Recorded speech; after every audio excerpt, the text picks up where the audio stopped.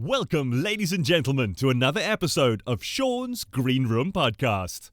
Please remember, this is not a comedy show. However, it's a show about the comedy business, where we attempt to pull back the magical veil on the comedy club brick wall, giving you, the listeners, an opportunity to hear the real stories from the artist and the industry directly. Your podcast host has been in the comedy club business for nearly 2 decades. He's worked with comedians like Mitch Hedberg, Bernie Mac, Dave Chappelle, and Jimmy Fallon. Your host, Mr. Sean Traynor. Today's special guest.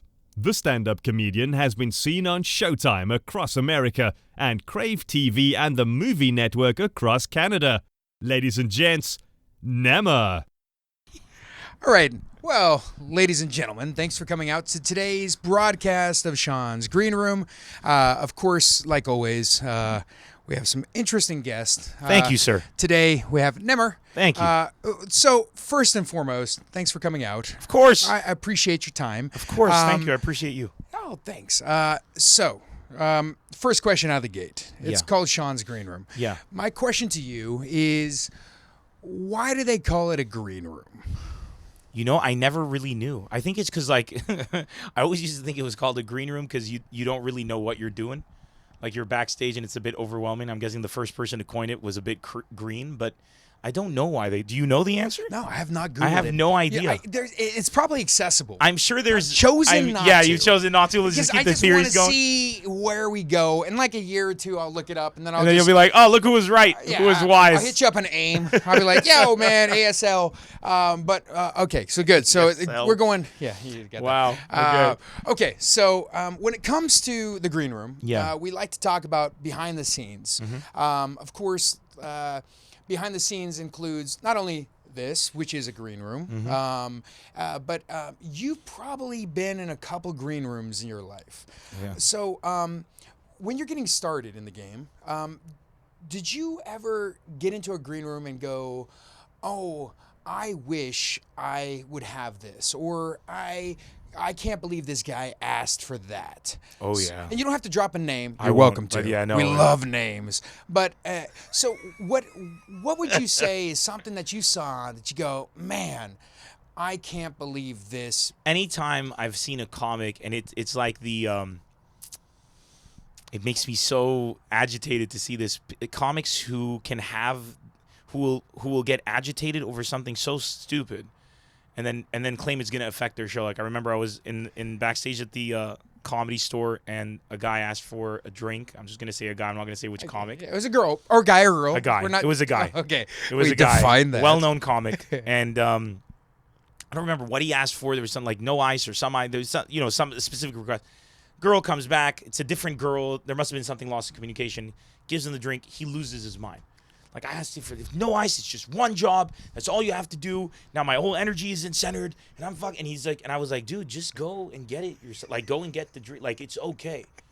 And I've always noticed that, like, the higher your threshold, you need to make sure you have a high threshold for not getting upset. Right. To be able to do this job. Right. You know what I'm saying? Because the crowd doesn't give a shit. Like, they paid money. No. So it's not like, you can't be like, oh, I was off today because of anything. Like, yesterday I did a show in San Antonio. And before I got up on stage, like right before, because I'm Lebanese and there's a revolution going on in the country. True. And there was video footage that was circulated. And right before I go on stage, I saw a guy murdered in front of his wife and child. There's real footage. Shot in the head, blood on the streets. They're screaming. People are running everywhere. Did you get the URL? Can we put that at the bottom of this? Yeah. No, it was horrifying. And then I had to get right on stage. And the thing is, internally, like that made me super... Like, sad. It's emotional. You like, should. Yeah. I mean, you're human. You no, of course. Really messed up by that. But at the same time, like, what am I going to go up and explain to the people who've taken time out of their lives, maybe gotten a babysitter, dressed up, they've been planning for this, that I'm not going to be able to deliver a show for you because I am not in the right place? Yeah. You could do that, I guess. It's but perfectly good excuse. It's perfectly good excuse. Yeah. But the thing is, they have no fault in this. No. So, like, just like an engineer, you can't say, why did your building fall? And they're like, well, I wasn't feeling it when I was designing it. So you got to be, it's work. That's good parallel. It is work. Yeah. Like, you are going on stage. You're getting paid for two things. Bill Hicks said it best when he said, people pay us to make them listen.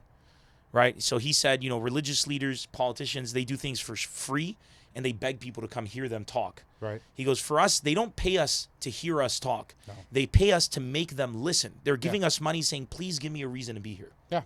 And that's what we're doing as comics. So whatever's going on in our lives, we need to be able to be professional enough to realize that we are in service of the people in the crowd and not the other way around. Yeah, and whatever knowledge you can drop on them to change the way they look at something. That makes you more valuable to them than just because Totally you can agree. be a waste of time. Like you can be like somebody you kick it with for an hour, Right. and you want to kick it with them again because it was a great hour, Right. Or you could be somebody that they carry with them all the time, and then it gets to a point like, what would NEMR think right now in this situation? Like NEMR said this, I think in this situation, you become more than just entertainment. Yeah. You just become more. You become a leader to them, resource. a resource. Yeah, Yeah. that's a good way of putting it. And Yeah. if you can be more valuable to people, they'll bring their family, they'll bring their friends, so it even helps you financially and in your career.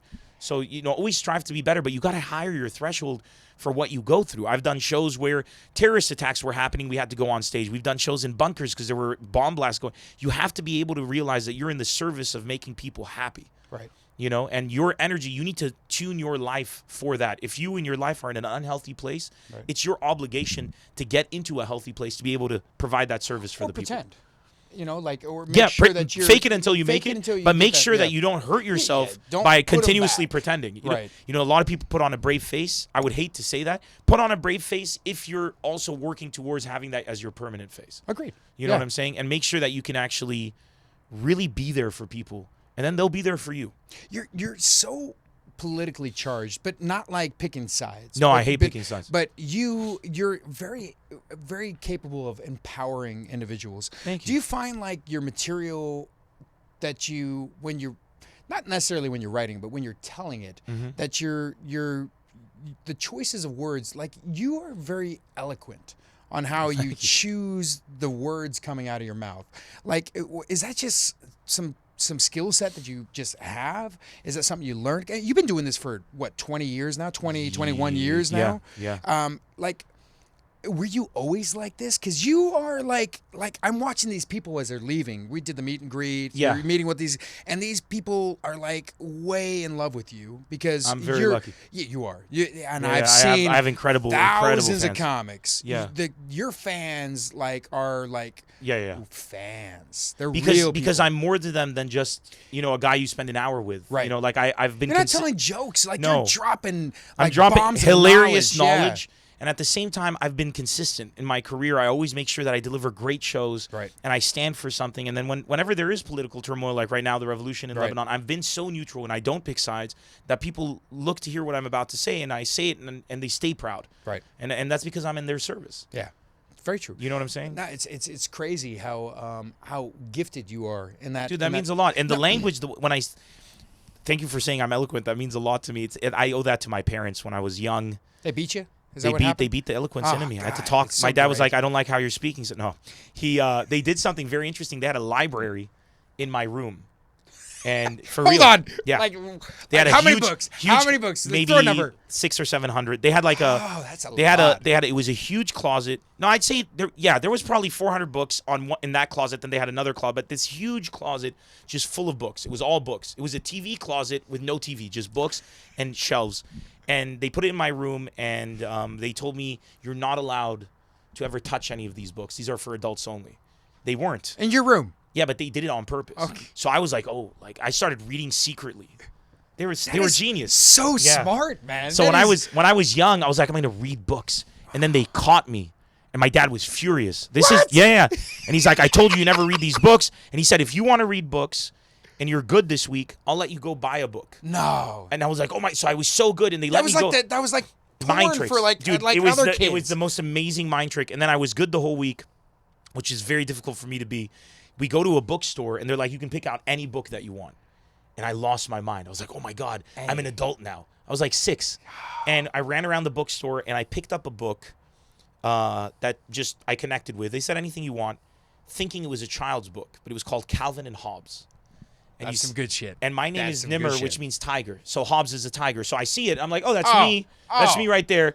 So I pick it up, and I'm reading Calvin and Hobbes in my childhood, not understanding 90% of it because Right. it's very smart. but reading it and loving the animation, and somehow in my But it was the subconscious- drawing version, the right? drawing version. I'm in okay. love with that, but I'm reading every page over. And when you're a kid, you read it over and over and over. Especially And when then- you only have one book because Yeah. that's the first book. Well, then I would go back again. We'd get more. I continued the collection, and then I started reading adult books. Then when we came to Lebanon, we left America. All my books went into storage. Okay. My parents' books. Your books or the 600? My books. Okay. 600 separated. stayed. Okay. 600 stayed, and then I was like, okay, I don't have any books to read for me, so I'm going to read the adult books. So I chose the biggest book that I could, and it was The Stand for Stephen King. The unabridged, it's like 1,100 pages. And I was like, look at me, I'm an dark. adult. And Yeah. the psychology of it was like, I wanted to be a big guy, so I was reading books. But then I remember I'd always write and speak, and I always had these big words and incredible vocabulary. When I was 17, and I didn't know, I used once totalitarianism in an essay in the most perfect way and correct They didn't believe way. you. But I didn't know where I had ever heard the word before. I had no idea. Yeah. And I came to America, when I came to Lebanon when I was about 9.5, right? So when I was like 18, I found the storage space with all my old books. I pulled down Calvin Hobbes. First thing I did, I'm flipping through it. All of my language, all of my vocabulary, everything was there in those pages. I had absorbed it as a child. The word, and I used totalitarianism as an example because the way I used it was taken from one of the jokes in that book. That's crazy. So I think my language, I had a love of reading, and at the same time, it was just like at a very, very early age that I was reading, and it was just, so, if anybody's watching, I just say the best way to really, we're wordsmiths. Yeah. So just read. I say it. It's you guys are artists, and Yeah. you use your tongues Yeah, yeah, as yeah. your paintbrush. And let me say this: not only are we artists, but we're warriors, because the word is much more powerful than anything else. So it can be, if you know how to wield it correctly. Yeah. So if you think about it that way, it becomes very exciting. Like the diction of it, just the ability to, because at the end of the day, we all know as comedians that every joke, there's just a certain order of words. That if you put this word here and word here, there's going to be a perfect order of words that if you use them, this joke will kill. Right. And then there's the same joke with a different order of words that's not going to do it. So words are so important. So the more words you have that are just ingrained in you, as opposed to like opening up a thesaurus or whatever, the more words you have and the more way you've seen them used in different scenarios and examples of books with characters or biographies that you care about, the more one day you'll be on stage improvising, and just like with me and Calvin and Hobbes, it'll just come out there and you won't even know from where. Yeah. Okay, so you were born where? In Beirut, but when I was 1, my parents brought me out to, we fled because of the war to America. And Where I in grew up America? there in San Diego San Diego. until I was 10, then went back to Beirut, and I lived there from 1992 to 2014 in Lebanon. Okay. So I went through like 11 different wars. That is quite a bit of in my political turmoil. It that you was went it was through. crazy, which made me know the power of comedy, because the people over there constantly tell jokes. Like there's a murder, there's massacres, there's all of this. They have jokes, memes, jokes and memes nonstop, because that's their coping mechanism. Because the human spirit, if the enemy throws everything they have at you and you're still laughing, you've won. Yeah. And that's I learned that from the Lebanese people. So that's why I know, that's why I love comedy so much, because it's the best we can be as humans. So when did you first start doing stand-up comedy? Because it was In 1999. in So Beirut. where? So I started. You literally started Stand-up comedy. Like, But I not only started there, I started stand-up comedy in the Middle East. It didn't exist. There were no clubs. There was nobody that ever opened for me. It wasn't until 2019, this summer, that I had my first opening acts in a show.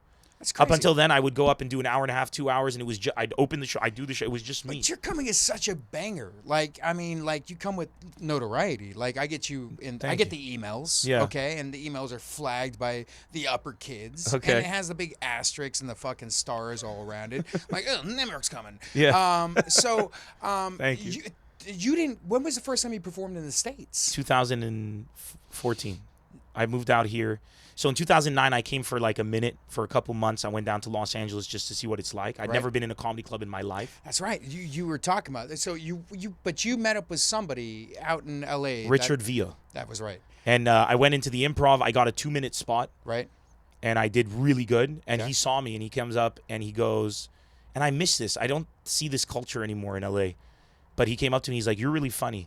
I want you to do my show on Friday." You know, it wasn't about like who you knew or any of that. It's like, you're really funny. That's what it takes. The quality's He's there. like, "Come and do 5 minutes, open up." So I did 5 minutes, crushed it. He's like, "Come next week on Friday." And the Refried Fridays was the name of the show. It was the hottest night. I've heard about that. The hottest night in that LA. Was, you were on that You one. had people like lining the block. Came back the next Friday. He gave me 10 minutes. Then he let me headline.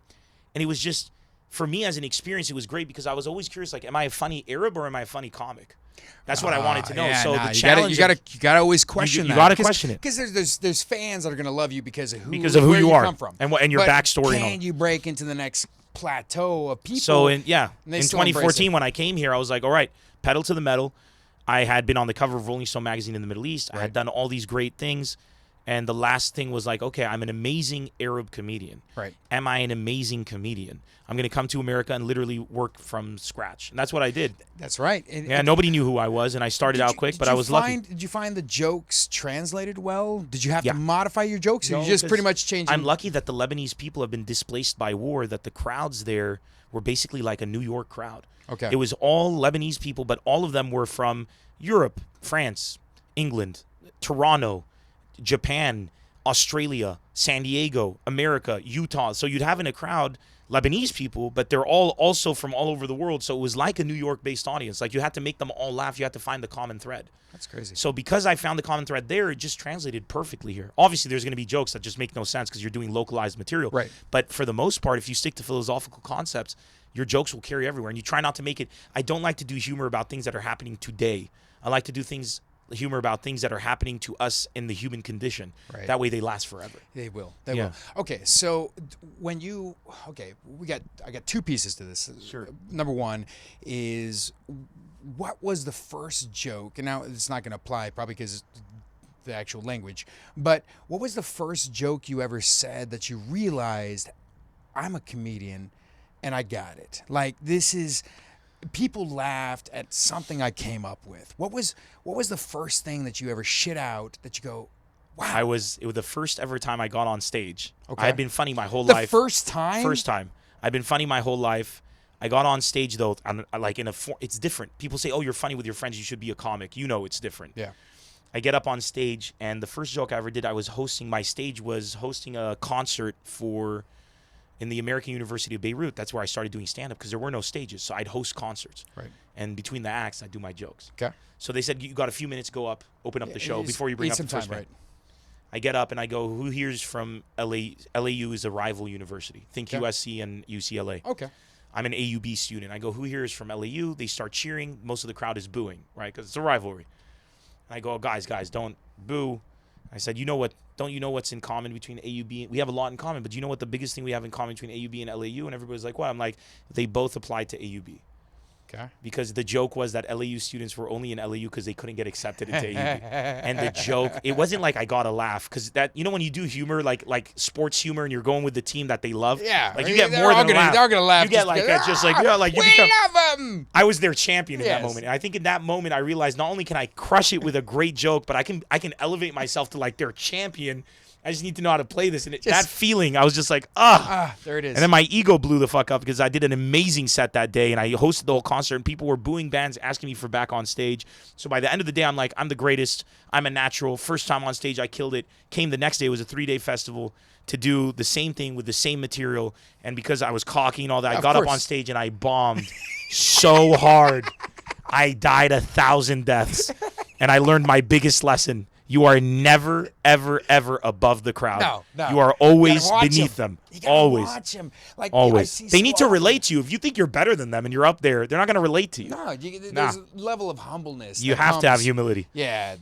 Okay. So as far as one of the pieces we like to hit is the road. Mm-hmm. Okay, comedians, you guys hit the road. Some shitty car, some kind of shit city.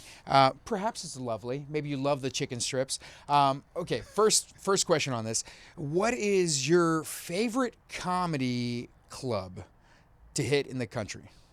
And you can The Dallas bias. Improv. No, don't, The Addison Improv throw that bullshit is the out. finest No, comedy you're club You're already booked. in the Don't worry. world. I already got you for next year. It's okay. Honestly, Now, I'll be honest. This is yeah, going to sound like a what is diplomatic the answer, one? but it's not. I don't have a one. I honestly love every single club I've ever done. There are a couple of clubs I hate, and I'm not going to mention them because that would be rude. But for the most part, every club has so much to offer. It's just, I never had comedy clubs for years. So for me, every comedy club, I'm just thrilled to be here. Okay, You know what I'm saying? Because you get to come on stage, everything's set up. Whereas in Beirut, I had to set up the stage and the podium and the. Are you really? Yeah, but we had to build stuff. My last show in Lebanon, there was 6,000 people. We had to build that in a hangar. You're out there like. So I go 2 weeks in advance. Hammer. I'm sitting with workers and we're building podiums and I'm like overseeing the construction. You can hire somebody for like a bag of rice. We hire them, but I have to oversee it so they don't make it for a bag of rice. 6 sheep actually, but we can make it. Anyways, those are beautiful sheep. Beautiful. Yeah, sheep. yeah, definitely. Okay, you're not going to throw any names out as comedy clubs. What would you say? Do you have a favorite server or waiter? Any memorable one? No names. No, because here's the thing. That's when we were talking about being backstage in the green room earlier. Right. I took it upon myself to keep it so simple. I always ask for the same thing, which is just Dude, water. Your writer is the easiest writer. Water and sugar-free Red Bull. Like, and even the sugar-free Red Bull, you're like, hey, I mean, dude, if you got we are word martial artists. You need to be able to be always ready with the least amount of things. Okay. That's what I believe. So I mean, you should be able to survive what without. I mean is like fucking you tray shouldn't full of cheese. You shouldn't need anything. You should be able to go up on stage, dehydrated, tired, exhausted, not slept for 48 hours, and you can still deliver. Murder. Yeah, so you have to actually give yourself those handicaps to make sure you can do it. And I've done that. There's been times where I'm like, I'm not going to sleep tonight and do the show tomorrow just to see if I can do it. Like to push myself. Just because you're like you're working. Not to see, to train. For me, I took it as training. I'm like, I'm gonna UFC training, like dude, why not? I mean, why not? It's a battle. Whenever you go out there, you're fighting negative energy. That's what a comic is doing. He's replacing any negative energy with incredible interstellar energy of just the most highest order and magnitude. You got the most jiving So go words, man. I like it, man. I just like the knowledge you're dropping, man. Because you gotta take people to a different world. If you're gonna be a comic, you gotta be a world creator. You gotta make sure that you go up there and you create this alternate universe where things are better. Right. And then when they go back to their world, they see things the way you see them, and they're like, yeah, we could be in a better place too. And that's how you make change. Yeah. That's what a comic can do. It is. It is very true. Okay, so let's talk about let's just talk about ethics and AKA kind of like what have you learned as a comedian? Granted, you did your thing over there, which I can only assume the amount of knowledge you gained coming from there. But what would you tell a comedian? Like, dude, don't do this. Don't put Quaaludes in women's drinks because it'll torpedo your career, and don't masturbate in front of them in a hotel room. These would be my 2 biggest pieces of advice. Wow, that was good. That was perfect. That's just not if you didn't know. I mean, if you didn't know, if you're not aware of this, you're not aware. Turns out not these things approved. are unethical. Both sides, apart left from and those right. aside, those aside, I think ethically, just like I always tell people, whenever you're in front of a crowd or you're in a club or wherever you're at and you're working with other people, right? You have to consider them like if you're a guy, okay. If you're straight, if you're gay, flip this example. If you're a woman, flip this example. Consider it that you're with your significant other's parents for the first time. Oh. So you always go in there and you want to. That's good. Write that down. That always. Needs to be in every You want to be the announcement. best version of yourself. You want to put on a good impression, and you got to make yourself the meet and greet afterwards. I cannot understand comics who are like, I'm not going to do. It's not only. Why would you do that? Do the meet and greet because that's free advertisement. It's like sit and talk with them. They're going to take pictures. They're doing you a favor.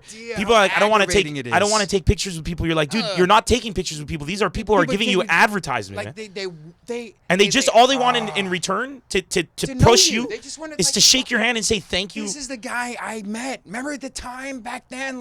I think I would go as far as to say it's not unethical, but it's fucking rude, man, not to sit down and take pictures with people or sit and talk to them, because these are the people. I mean, at the end of the day, they're the reason you're here. Yeah. But ethically speaking, like definitely never steal jokes. No. Ever. And if you steal a joke without unknowingly, like you've heard something and it comes out and somebody tells you, be like, holy shit, contact the comic and say, I found out that I was doing material you did. I just wanted full disclosure, let you know, because you don't want any bad blood to build up.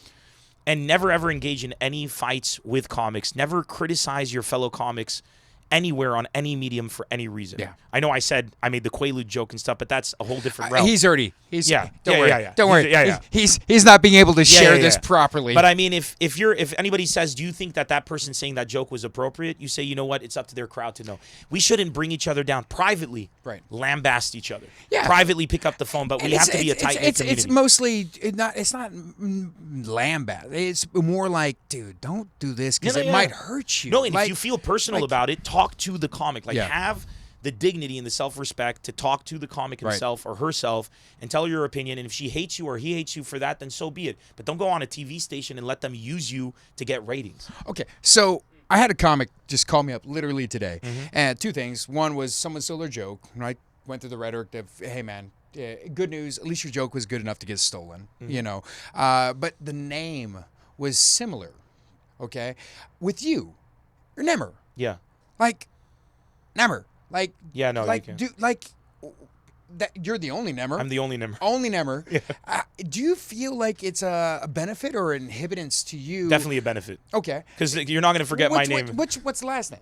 Abu Does Nas- anybody know the last name? The last name is Abu Nassar, and it's known all over the Middle East. The reason I dropped it here, I want Americans to be in the crowd with everybody else. Okay. I could sell out shows just to my people, no problem. But if I have Abu Nassar, I know some Americans are going to come with a preconceived notion of who I am. Okay. Oh, he must be an Indian or an Right. Arab or a terrorist. And I'm not saying all Americans. I'm saying Americans who have preconceived notions. Of course. And if we're going to make a change, those people carry as much importance to me as people who have very liberal towards me and my people notions. Right. I need to get them in a room. Right. I need them to hear me and to laugh with other people and realize it's not as crazy as they think it is.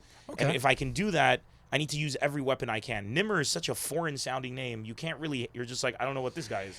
It is. Yeah. I mean, as you far add as the Abu marketing Nassar. side for It me, sounds like it just sounds. It'll trigger them, and I know it sounds bizarre to say triggering towards people who might be racist.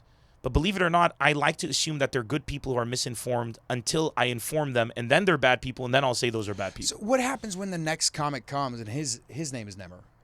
Like, is that going to happen? Like, is that common name? It's a very uncommon name. Okay. It means tiger Okay, in English. but what I'm I've saying is- popularized it, so I is- would imagine that now more people are using Do you it. think they're going to avoid that name in the future No, because no, of you? it's a if they're strong name. comic? I think it'll make them as a comic. I think it's such a unique name that if your name was NEMR and you wanted to do stand-up comedy, it would be kind of a Well, I remember back in the day, we had Sebastian Maniscalco. yeah. But oh, Sebastian, so good.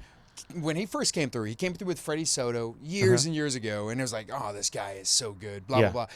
We marketed him for probably 6 or 7 years as Sebastian. Like if I were to ask anybody his last name, nobody knew his last name. And then finally, nowadays, he's going by Maniscalco's, Yeah, you know. because it stands out, man. But like with Pops. you, like, is that going to be an issue somewhere in your No, career because- that we need to introduce this No, name? no. I only want people to know me as NEMR Okay. because NEMR also it's an animal. Is that your real name? Yeah, Really? it's my grandfather's name. Oh, that's pretty good. Has he got Yeah. a middle name?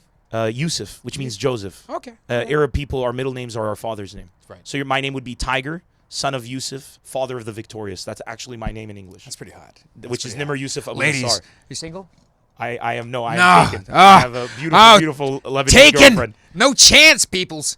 But basically, what I love about the name NEMR is it's 4 letters. It leaves so much space on a poster. Oh man, you know how big You know I what can I'm make saying? your font face. NEMR Your Abu, font by the way, face is NEMR huge. I never meant this, but NEMR Abu Nassar used to take up so much real estate that if I just put my name on a poster, Facebook wouldn't let me advertise because it was more than 30%. That is so smart. Yeah, so when That's I like put those NEMR, cigarettes, you know? Yeah, like, when I put NEMR, I was like, dope. Yeah. Plus, I have my logo is really awesome. It's a tiger, Okay. but it's a really well designed tiger, and NEMR just fits perfectly underneath it. 4 letters, and you can center it. If it was NEMR Abu Nassar, like you see, it starts to get convoluted. Right. So it serves multiple purposes. In Lebanon, I dropped my last name, but everybody knows it. Right. But in across the Middle East, Dubai, Saudi Arabia, wherever, they know it. But I drop it because it's the name of an animal. It means tiger. I don't want people to think of me as a religious affiliation or a political affiliation. I just want them to think of me as an animal. as a guy who's foreign to everything else. And I want them to see my world and start to live the way I live in a much better place. Because I think if we all live the way I live, which is accepting of everyone and empowering everyone, then we might end up with better results. That's my belief. And I think Tiger is a great way to do that. Man, that's groovy. Well, I appreciate you coming out. Dude, Thanks I so appreciate much. you guys having me, Dude, man. this is fun. I can't wait to have you back. I Thank think you, I think brother. I already sent the contracts in, and you know we'll make sure we get those. That means a signed. lot to me, man. Hey, Thank man. you guys. You Thanks guys are so always much. good to me. You're a Dallas good human. Improv, man. Amazing. Good guy. Thank you. Appreciate it. Bye. Appreciate you. Dude, we got through. It's still blinking. It's blinking. I was looking.